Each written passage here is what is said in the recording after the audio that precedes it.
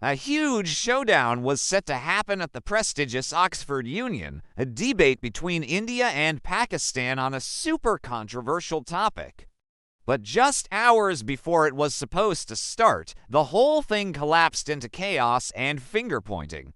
So, what really happened? Let's break down this international drama. The motion for the debate was fiery. The House believes that India's response to Pakistan is a populist strategy sold as security policy. It promised a sharp, intellectual clash.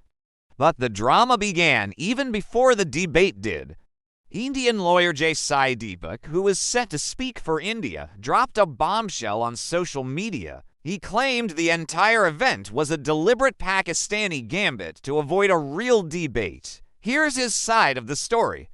The original high-profile Indian speakers, including a former army chief, had to pull out just 2 days before the event.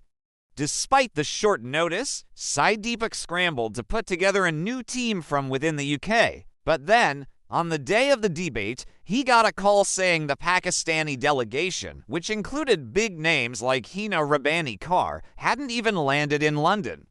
So, the Indian team cancelled their trip to Oxford, but here's the twist.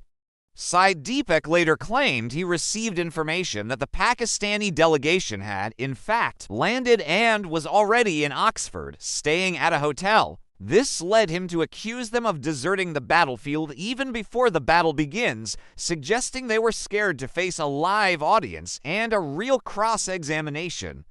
He also called out the Oxford Union's leadership, some of whom he alleged have connections to the Pakistani government, for allowing the prestigious institution's name to be dragged through the mud. Now, let's flip the coin. The Pakistan High Commission in London released a completely different statement.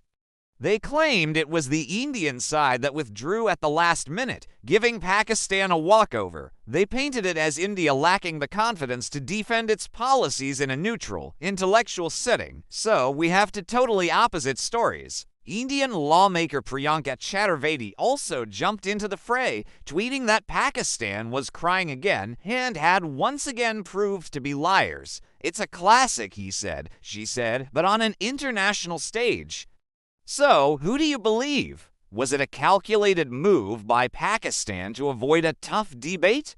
Or did the Indian side back out, as the Pakistani High Commission claims? The truth of what happened in those final hours at Oxford is murky, but one thing is clear. What was meant to be a battle of wits turned into a public relations war.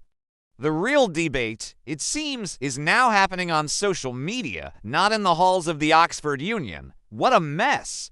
What are your thoughts on this? Let me know in the comments below. Thanks for watching, and if you want to stay updated on stories like this, make sure to subscribe.